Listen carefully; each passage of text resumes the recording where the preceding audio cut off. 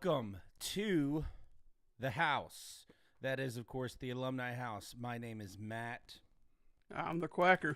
Quacker, how are you today? Doing good, man.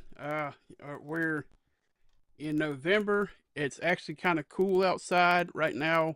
Um, we're supposed to get a real cold snap next week. Looking at the forecast going out, so it's starting to feel nice outside.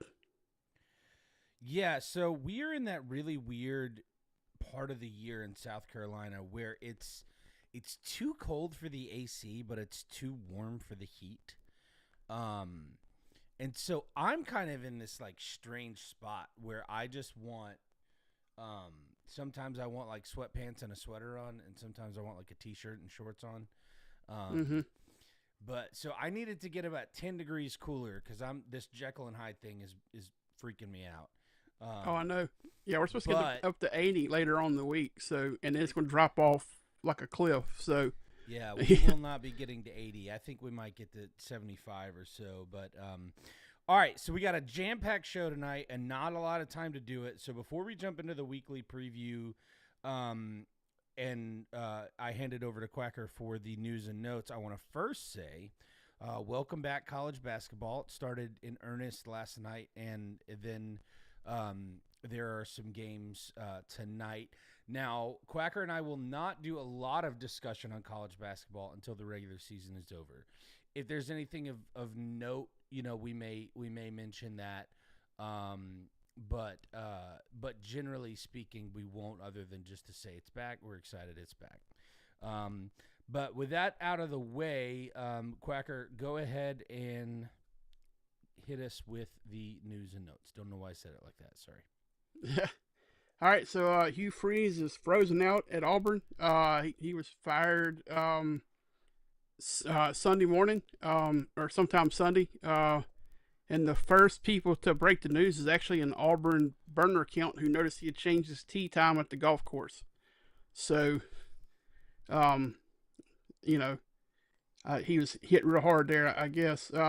It's a moderate buyout. I think it's around 15 million, so not terrible. Um, Moderate would have been the fourth highest buyout of all time before the season started. I mean, you can't make it up, but right.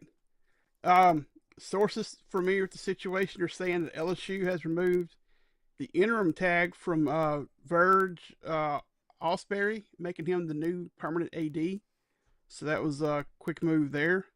I still don't agree with the move to fire Scott Woodward. He's hired a lot of good coaches there. He just the Ryan Kelly thing. How do you look at the resume he had and say he's not going to work out here? That's just no, to, Woodward was reactionary, and I think most people close to LSU agree with that. yeah. And I will add too. Don't you think that regardless of whether this new AD, who I guess was the ADA before, but don't you think that part of that was no coach worth their salt's going to come to a place without an AD or a president? Yeah. So I'm sure they Yeah, got to probably be so. thinking we got to make a move quick. And the reality is we don't know the behind the scenes. Woodward may not have left if the governor hadn't slammed him. You know, I don't know Well, he was that. he was he was fired. It was not that he stepped down. He was fired. And he has a $6 million buyout himself. So, Oh, I thought it was they mutually parted ways. So mm. that's what I read. So All right. Alabama suspends Dre Kirkpatrick Jr. I believe he's a defensive back, and definitely after being arrested over the weekend on 3 counts of reckless endangerment and 1 count of attempted to elude and speeding. Um, it's weird to see this out of Alabama, not Georgia. yeah, I was But gonna say maybe he needs to transfer. um, this is kind of more of a well, it's a note here. Not really news, but the Miami Hurricanes have lost 6 games where they're double-digit favorites under Mario Cristobal. Um, that's a wild stat there. Um, it seems like it's always later on in the year when they lose those games. They start out hot, just like they did last year, Yeah. and kind of cool off toward the end of the season. I don't want to be sensational about it, but I do feel like Mario Cristobal has kind of.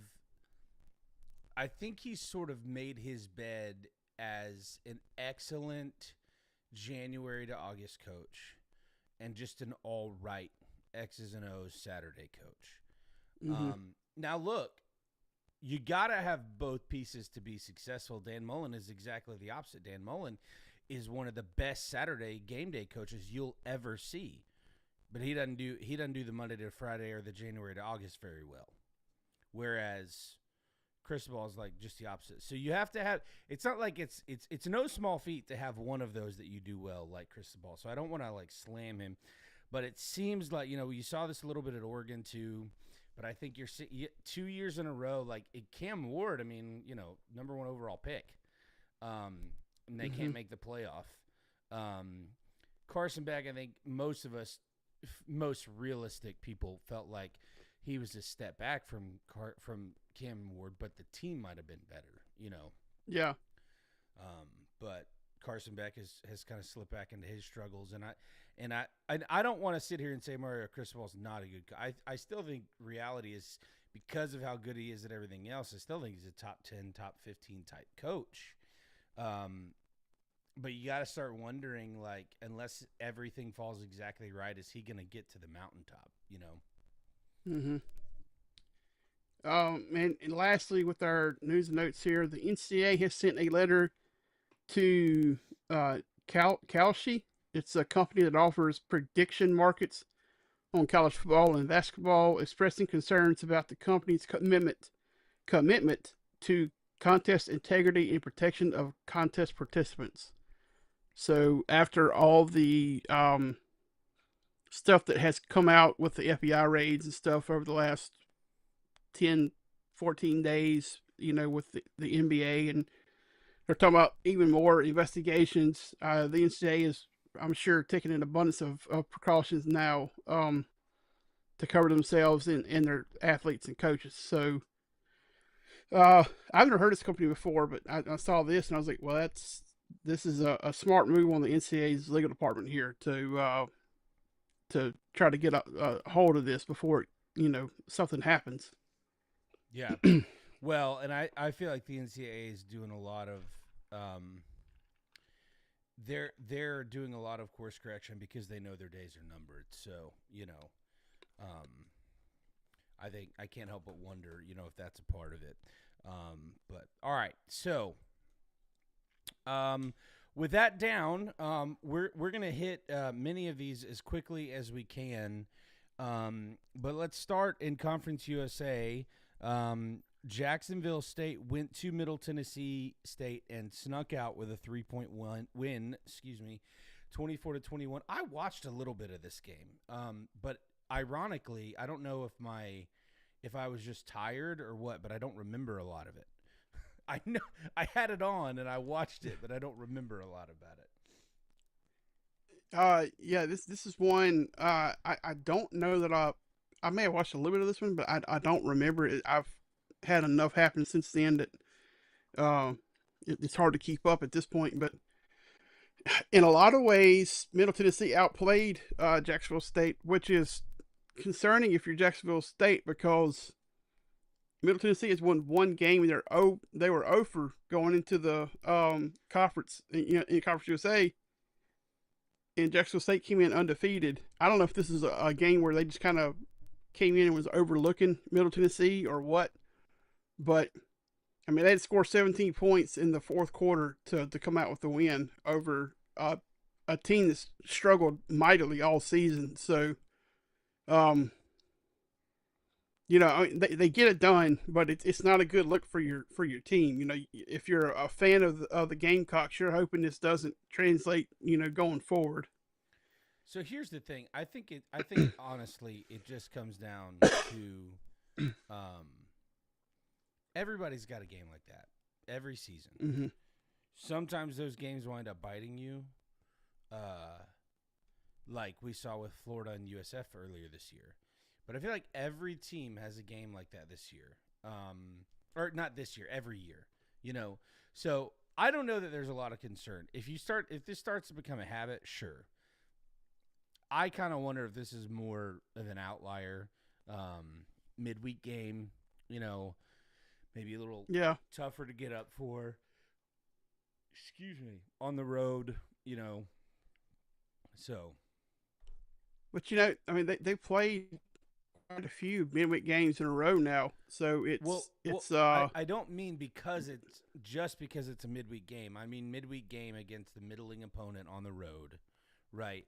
Yeah. So I don't think it's just midweek by itself. I think it's midweek. Nobody's. I think it's. I don't think it's like, let's say you play a bunch of 3:30 games and then you play an 11 o'clock game where your system's just off. I think it's a game nobody's watching. You probably don't care much about if you're Jack State because your team is superior. Which, by the way, I did not realize that Middle Tennessee's coach was what's his name from Vanderbilt. His name escapes me. He was the coach before Clark Lee. Yeah, I know you're talking about. When I saw him, I was like, who is that guy? I know him. And then they popped his name up, and I was like, oh, yeah, I know who that is. And now I can't remember his name. Hold on. I could see his face. He had a big barrel chest and Derek Mason. Looked like he. Yes. His name totally escaped me there, but yeah. So that's what I think. But we won't dwell on it too much. Let's move on to the American. A couple of good games, and then a real surprise. We'll go ahead and talk about that one first because we talked about it a little bit on Thursday, and I called for the Tulane comeback, which did not happen. Well, let me back up. They did come back. They just never stopped the Roadrunners from scoring. So right, even though they came back, it didn't matter because the UTSA. In fact, I think they punched it in again with 2 minutes left. Yeah. So Tulane loses a really surprising game. Not that UTSA.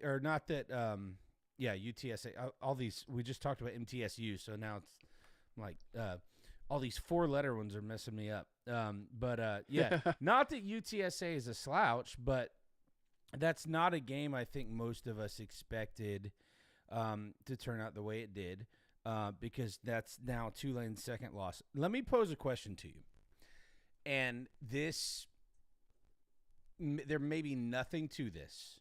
All right, because I know specifically with LSU, it's like a thing with the Tulane coach. But John Summerall's name is getting a lot of smoke, not just at LSU, but other places. Do you think, because I kind of wonder if his agent, right, is in serious conversation right now with a job he wants and he's checked out. That was the impression I got. Now, we're just, this is water cooler talk, so it could be nothing like that. But Tulane hasn't looked this checked out in a while, So that was kind of the impression I got. And I'm not saying it's LSU. I'm saying maybe there's a job that he is highly interested in that they're in talks, and he's just kind of, that's not without precedent, I think, with a lot of these up-and-coming coaches. They realize they're going somewhere, and it's just hard for them to stay focused. I think it's probably been a distraction hearing his name bandied about, but I don't think it's enough to keep him from doing his job right, effectively. I think they just got outplayed in this game. Yeah. I mean, Owen McCown missed 2 passes for the entire game. He's 31 of 33 for 370 yards and 4 touchdowns. I mean, he was just on. He set a school record for completion percentage in that game. Probably a family one too, because I doubt his dad or uncles have ever had a game that good, college or pro. Yeah. It kind of felt like one of those games where where UTSA just came out and decided they were going to be the bigger bully that game, and Mm-hmm. just they wanted to show that they're still somebody to talk about. That they're not in contention for the conference title this year, but they're kind of playing spoiler at this point. Yep. So um, if we can't have it, you can't either. So Yeah. for the teams that are still have to play them, I don't think they're going to have a good time. Yeah, well, you may be right, and I think it's an interesting conversation to have. Regardless of what side you may or may not land on. So moving to North Texas hosting Navy. So you had previously undefeated Navy and one lost North Texas play in North Texas, and North Texas wins the game. So this is an interesting game because North Texas jumped out to a 14-0 lead, and then just sort of maintained that, throughout the Mm-hmm. throughout the rest of the game, and so kind of a game lulls you to sleep a little bit. I don't think I can't remember who you and I picked in this game, but I don't think there's a lot of surprise in North Texas winning this game. But I picked Navy, I think, and you picked. I might have also picked Navy. I can't remember, but I know that it was a game that we were both back and forth on. Yeah. It was kind of surprising because Navy's been throwing the ball pretty well this season, and Blake Horvath had 80 yards passing. He was the leading rusher, which that's not uncommon for him to be the leading rusher on the team. But I mean, it was one of those things where you know it's not shocking North Texas won because they're a really good team, but the way they won, to me that's more shocking. I would have expected this to come down to the last couple minutes of the game, one way or another, where defense has to make a stop, or the offense has to go down and get a score to clinch the game, and that's not what happened at all in this one. So, I mean the North Texas defense, they did what they had to stop the option game, and they shut down the pass game. I mean, they only attempted 14 passes. Yeah. And he had 2 interceptions. So, I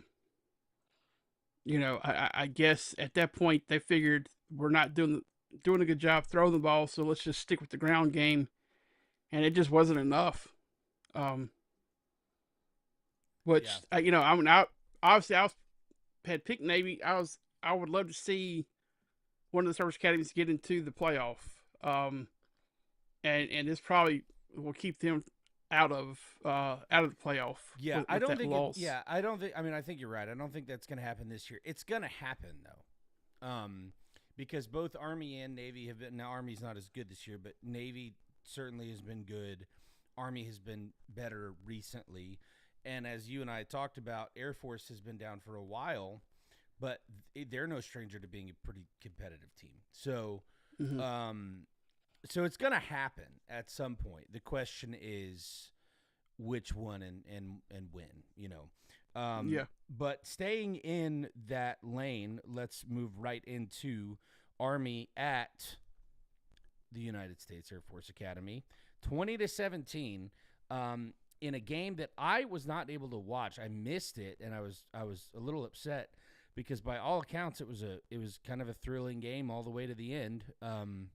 And Army just outlasted Air Force and scored a little bit, field goal more in the fourth quarter to win the game. Yeah, it was a last-second field goal to win the game.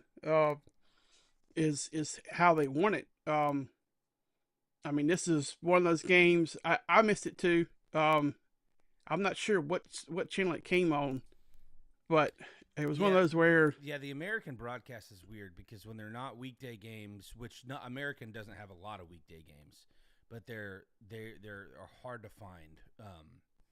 So yeah, you have to have like the CW and oh, I thought that was the um ACC. uh that's probably Conference USA or something like that. But you have to have all these weird like services and stuff to get a lot of them. Like CBS has got a lot of the American stuff, but then you have to find it on the CBS networks and stuff, and they have about a thousand you have to go through. Sure. Um, so yeah, I missed this one too, but it was the final play of the game. Dawson Jones made a field goal. I was trying to see how far out it was. 40. Let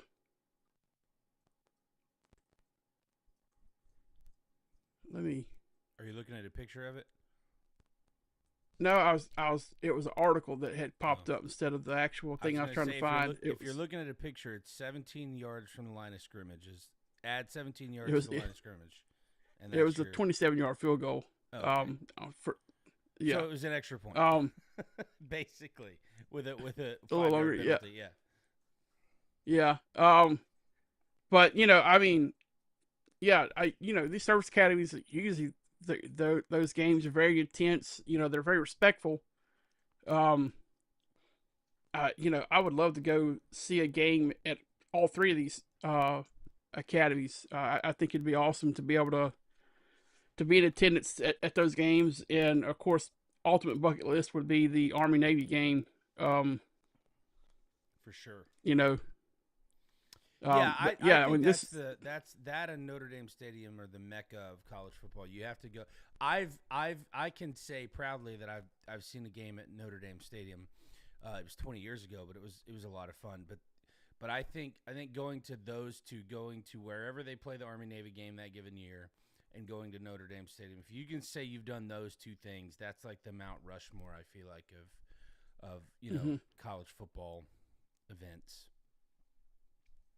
Yeah, definitely. There's quite a few stadiums that are on my bucket list, but this is like the game that's on my bucket list. Yeah. My dad always wanted us to go to that game as well. But yeah, so congratulations to Army. This is not the year for the Falcons, but they'll hopefully they'll regroup and be good next year. Army's only 2 wins away from being bowl eligible again this year, so hopefully in the next 4 weeks they can get 2 more wins and get back to a bowl game this year. I think that it's very important for your program to I've heard Coach Huff talk about this at Southern, that that gives you an extra month of practice, and over 4 years that gives you 4 extra months of practice over schools that don't make it. So I think you're 100% right. I think it probably matters less for the academies for obvious reasons.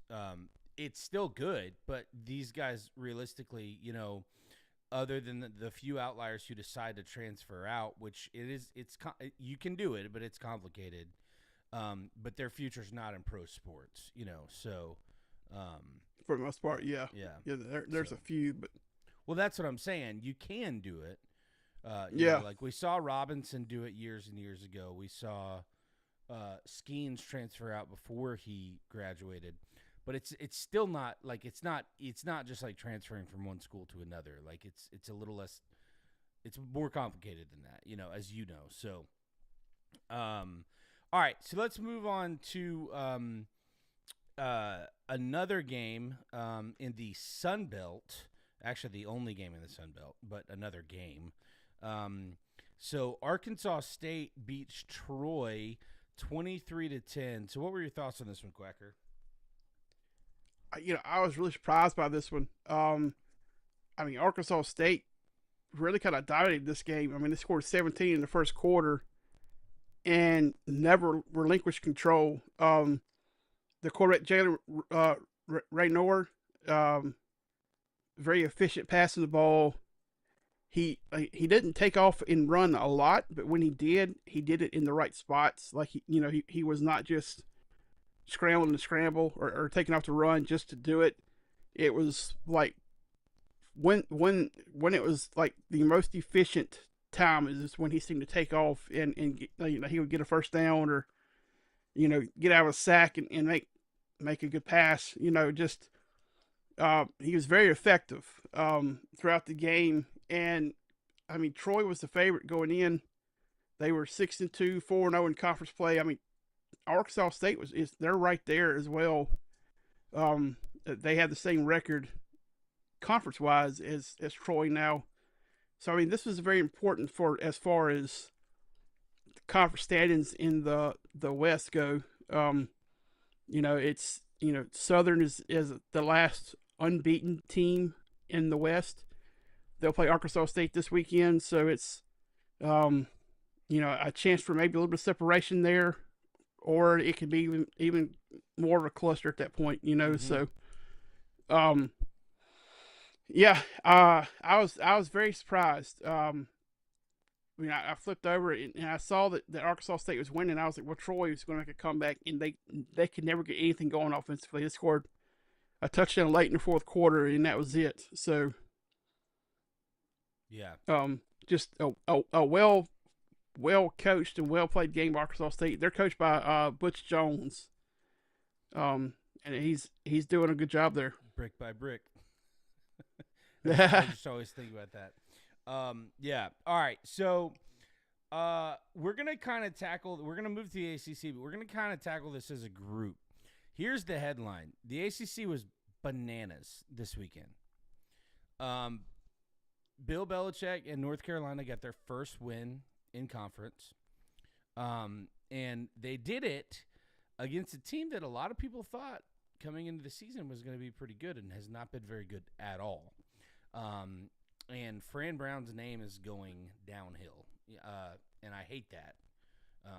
But it just is what it is.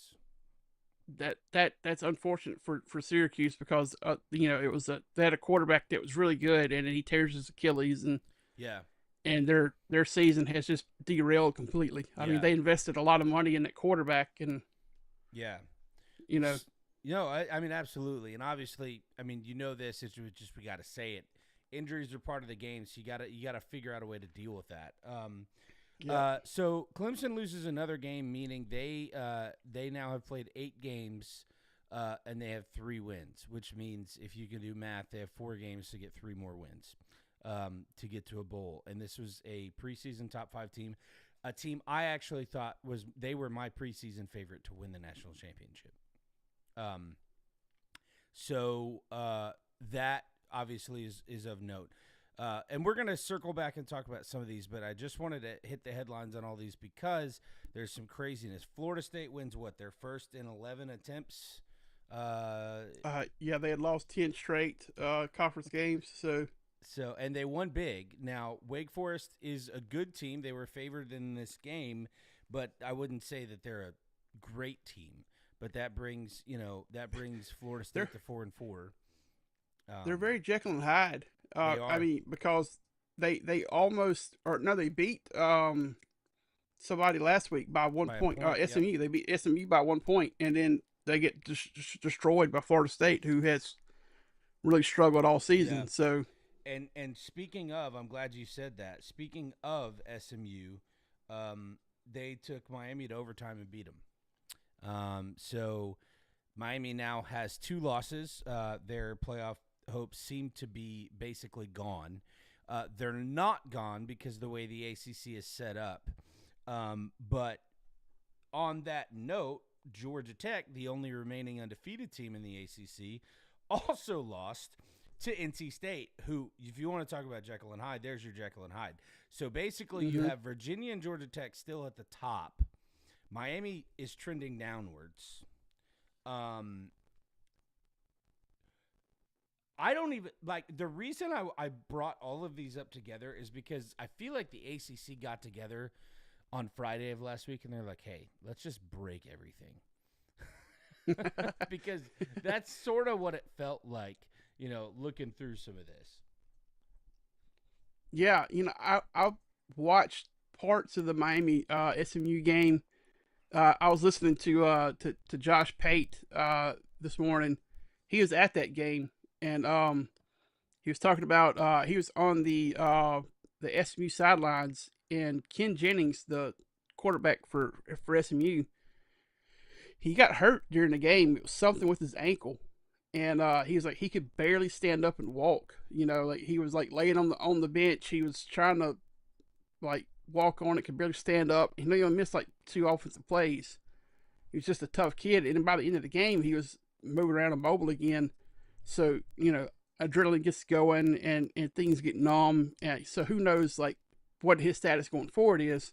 I haven't heard anything. He played a very good game. Um, I, yeah, that was a massive upset. Now SMU last year was they were the ACC champion, right, or runner up. I think runner up.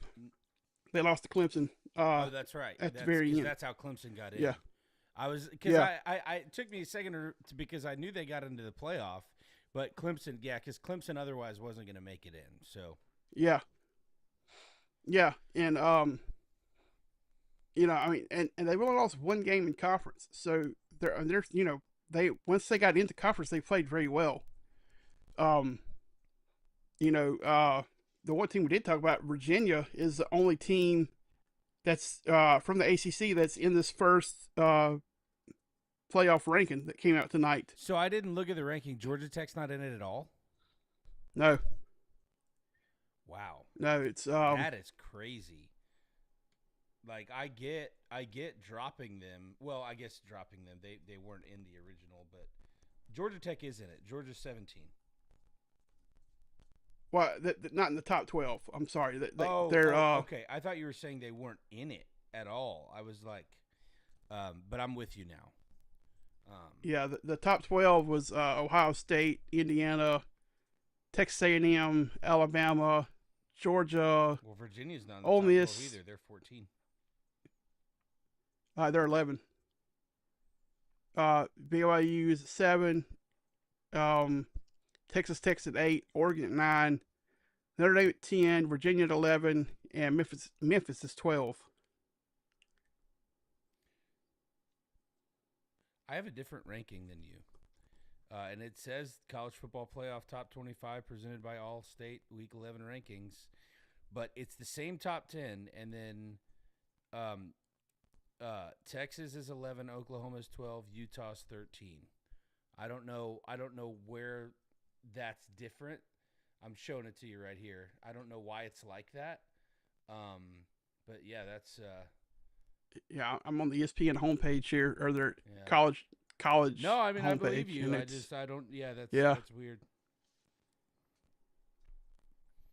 um, So but and they have been the most consistent outside of up till this week, outside of Georgia Tech, all season. Their only loss was a conference opponent, but it was a non-conference game with NC State. So NC State has, like you said, very Jekyll and Hyde. Like they beat some very good teams, and then they've lost some head scratchers. So, but to have Georgia Tech come in and to beat them by 8, that was good performance, very good performance by them. So, yeah, Duke, that performance, I was looking at the stats. That was a shootout. Very offensive, like as far as like the passing game is very. Mensa, the quarterback from Duke, had 361 yards. Klubnik had 385. Neither team had a lot of rushing yards. yeah. So, it was one of those that it came down to right there at the end. I think Duke won it with a touchdown with a little under 5 minutes to go.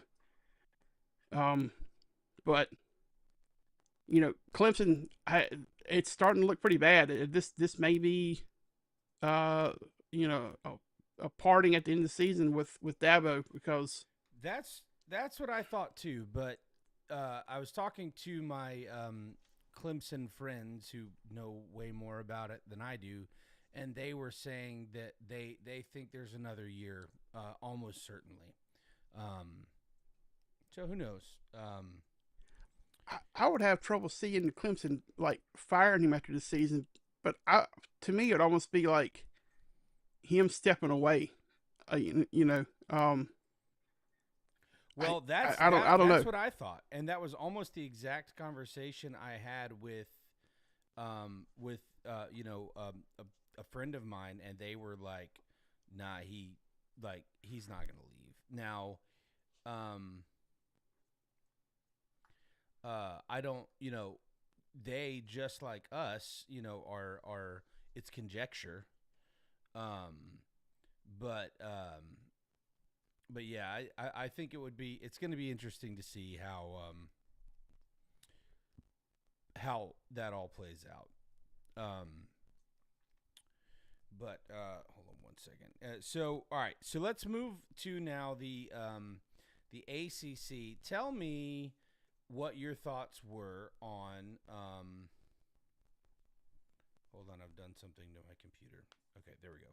Tell me what your thoughts were on the Vandy Texas game, because you had Texas winning, I had Vandy winning, and Texas, it was like they came out on a mission to win the game and then decided they were going to do everything they could to lose it. And they almost did, you know. Yeah. I don't know if like what happened to their offense in the fourth quarter. Um, but Well, it was it was the prevent defense is what killed me, you know. That was what really baffled me was like they wouldn't stop the soft coverage even as Vandy was getting closer, you know. Yeah, because they had 6 sacks on Pavia, in the game. I mean, they were getting to him into that fourth quarter, and then he just lit them up. And that was one less than the season total before that game for Vanderbilt. I think it's one more 7. than the season total. Oh, okay. I thought they came in at 7. It was Either way. You may be right. It's a lot. Yeah. I mean, yeah, it's the most he had ever been sacked in his entire career, going back to New Mexico State and then at Vandy. So, yeah, I mean, Arch, it looks like he is finally starting to turn the corner. Like the last 2 games, he's really started to. Seems like he's starting to put things together. The line, it's still not doing just a fantastic job blocking for him, but they're doing better than they were at the beginning of the season. Yeah. It's really starting to look like they're, the team that maybe people thought they were going to be at the start of the season. It seems like Arch has had that mental breakthrough. I don't know if I'm willing to go that far, because I think people thought they were a top 5 team, but I think they are starting to look like the team that they should be given all of their pieces, I don't know if I'm willing to go so far as to say they look like the team they thought they were, because this team Saturday was well prepared, but it was a bad decision on Vanderbilt's part on the onside kick away from an overtime game, in a game that you had well in hand. Now, Vanderbilt's a good team, so but I'm just saying, like, I think at the beginning of the year, we're thinking Texas is like one of 3 or 4 legit playoff champion contenders. Yeah. And Vanderbilt is absolutely a playoff contender, but I think we all probably feel like they're probably a one and done type playoff team should they make it, which is still better than, there's 134 teams in Division I, and, so I'm just saying, like, if you're looking at levels, I don't know if I'm ready to say I felt like those teams were pretty even, And I think if it's in Nashville, I think Vandy wins the game, Yeah, it did feel, a very even match game. Even, when Texas was winning, it didn't seem like they were just, um, dominating like in all facets. It felt like Vandy was still in the even when they were losing big. It still felt like they were in the game somehow, and you just felt like this is not Yeah. over. Yeah, Texas couldn't land the knockout punch for whatever reason. Whether that was Texas's fault or Vandy's doing, who knows. I tell you, I was talking with my boss yesterday. I don't think this loss hurts Diego Pavia's chances of getting invited to New York for the Heisman No, Trophy. no, I don't think so at all. Yeah, I mean, he played fantastic in this game. 365 yards, 3 touchdowns. He ran the ball well. Um, it just Texas was just a little bit better that day. And it was a fun game to watch. Yeah. I was having to watch it at work, and then like I went to eat lunch when I got back to town, and I was sitting in this little Chinese place with my phone watching it. And I stayed till it was over. But it was it was a good game. All right, so let's move to the world's largest outdoor cocktail party.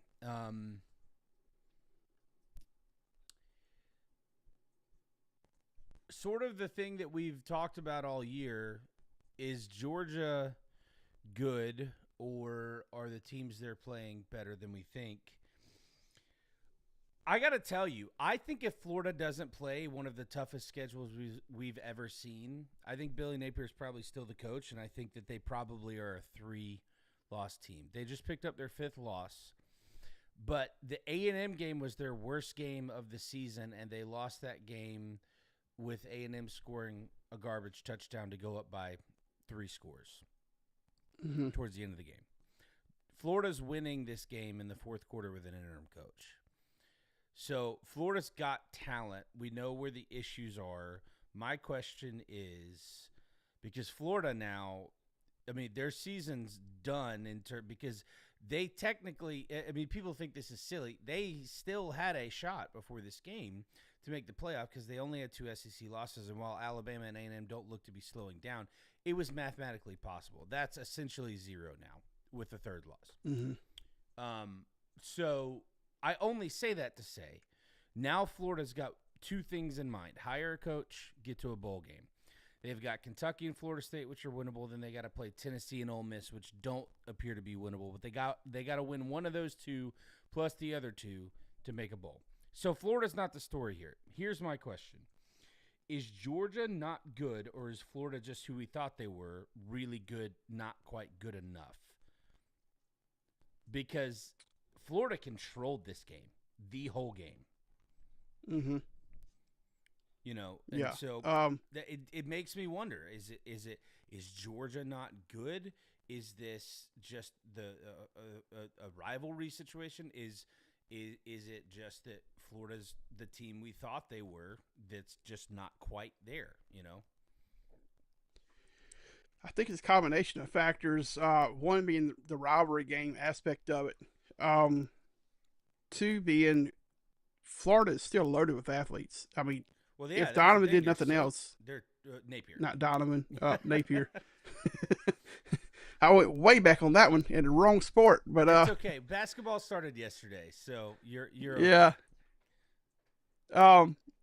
Napier, if he did nothing else, he recruited very, very well. Yeah, he got a lot of talent there. He just didn't know how to utilize it to win, these high level and high leverage games. I thought they looked well. I mean, I didn't get to watch the whole game, but from everything I watched, Florida looked really good. Lagway was playing relatively well. Georgia just, it seems like they and all season they have played this way where they're not blowing teams out. They're doing just enough to win. So I don't really, I still don't have to make of Georgia at this point. I mean, I don't either. And here's the reality. There was a big controversy in this game with the catch, no catch towards the end of the game with the Florida receiver. And I don't have an opinion because I've seen a ton of different angles, and I feel like you could convince me either way.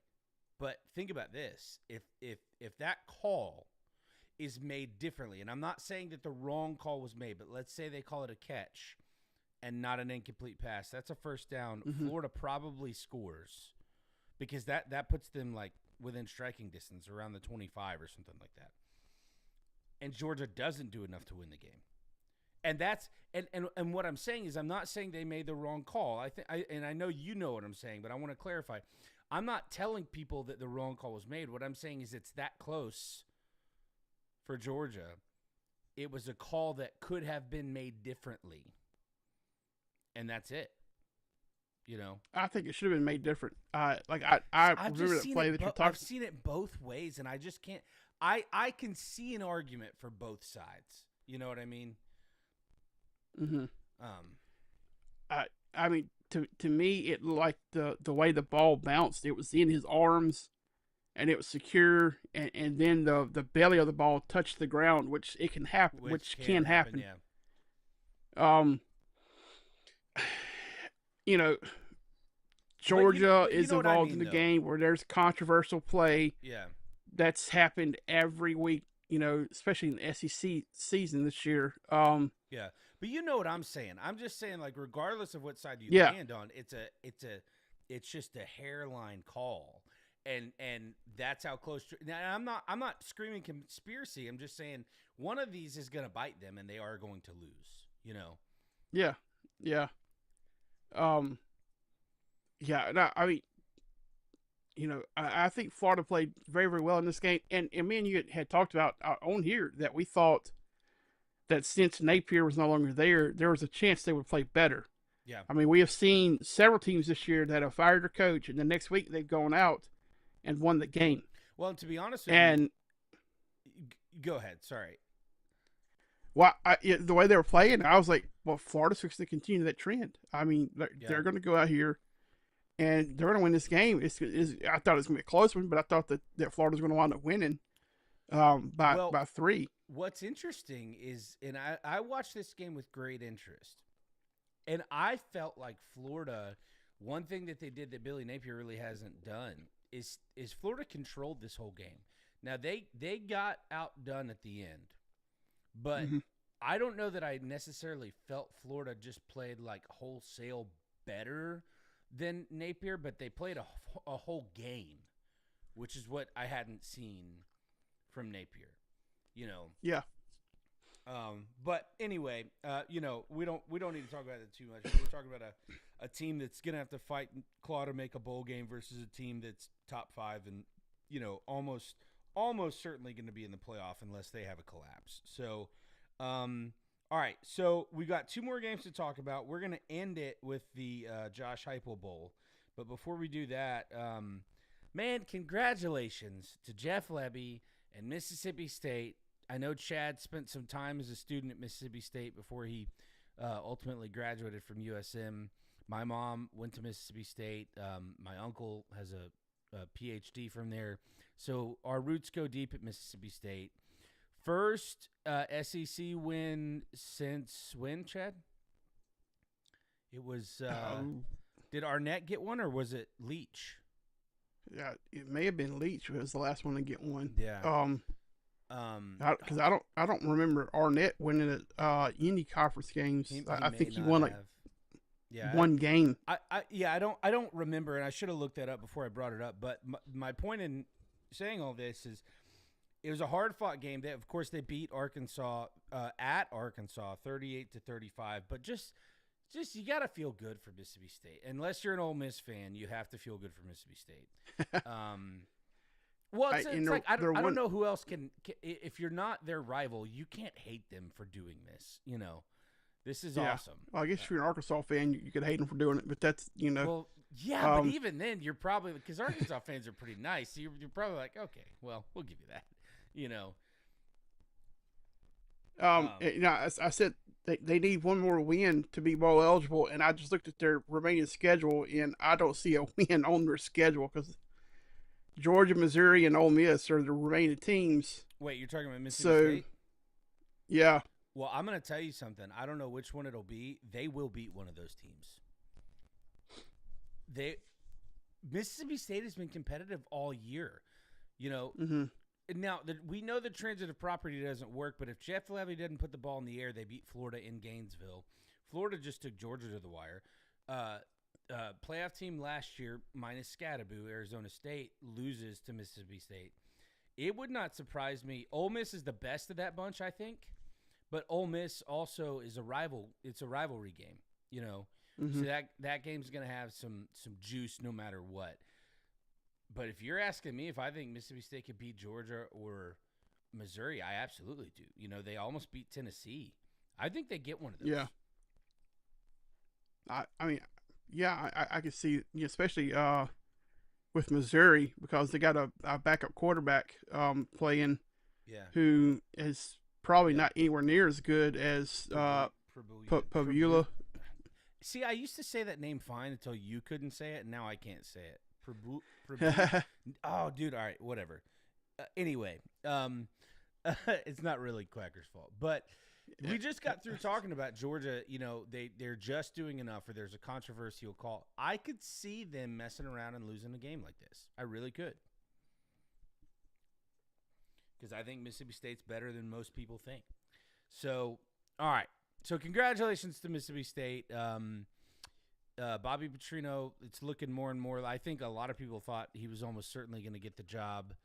I think it's looking more and more like that's not going to happen. So I think this is probably the nail in that coffin there. I think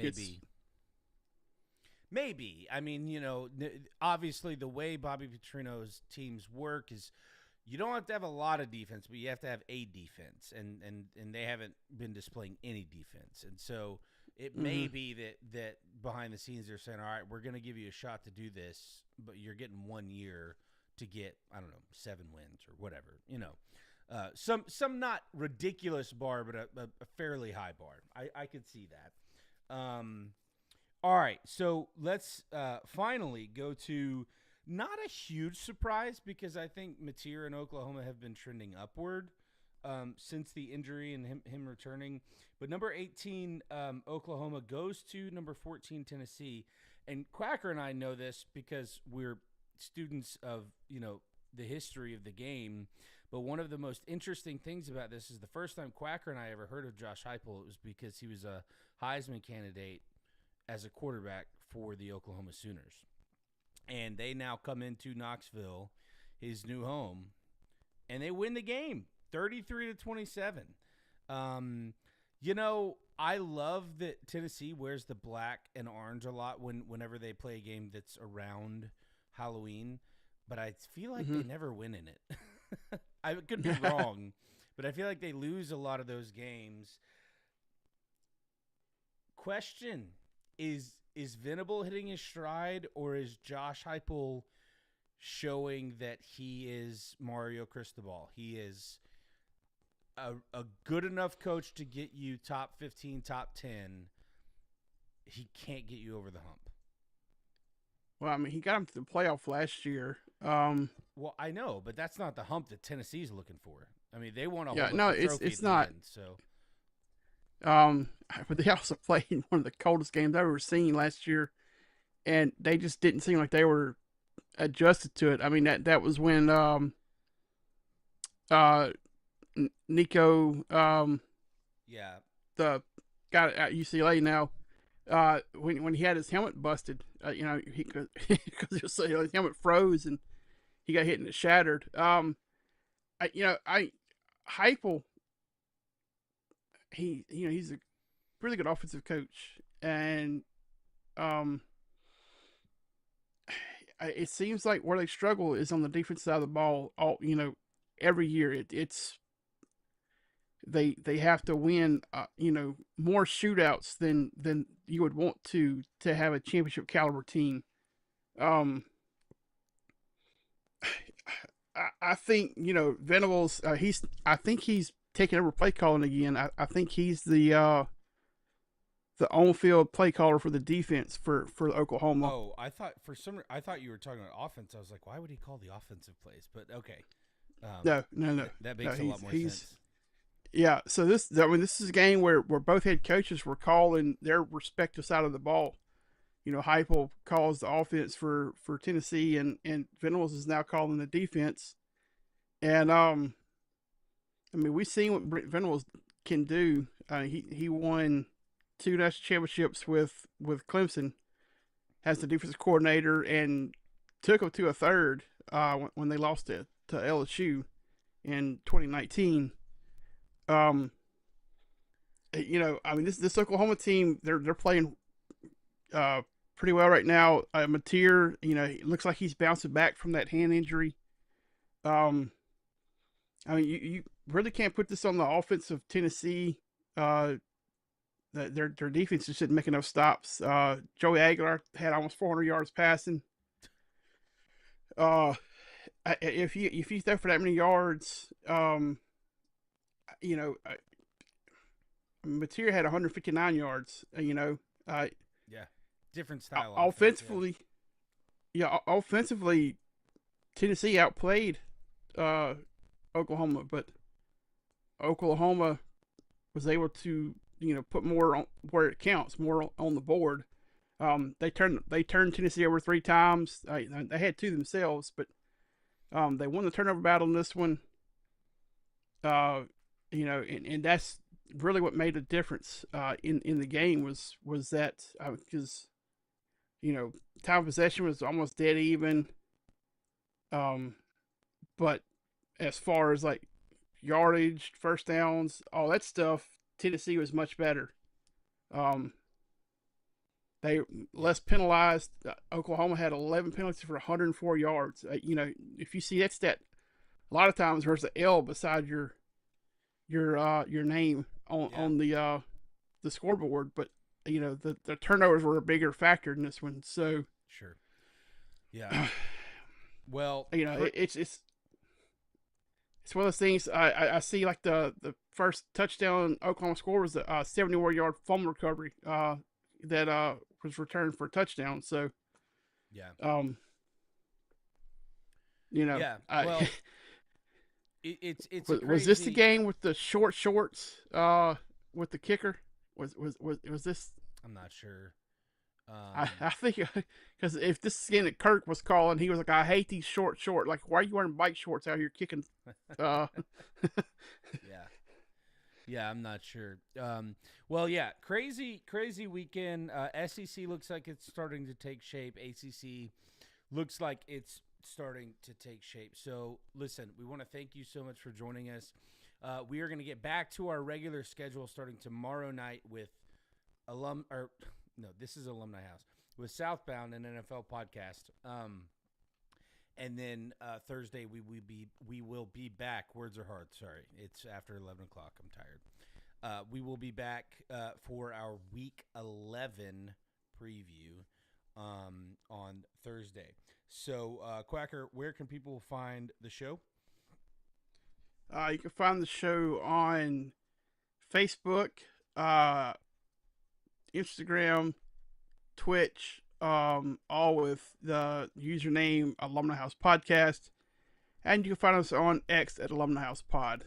And you can find our personal X handles below our faces. All right. So, as always, we want to thank you for joining us. Did you have something? No. Oh, I thought you were about to say something. Thank you guys for joining us. Y'all have a great week, and we'll see you tomorrow for Southbound.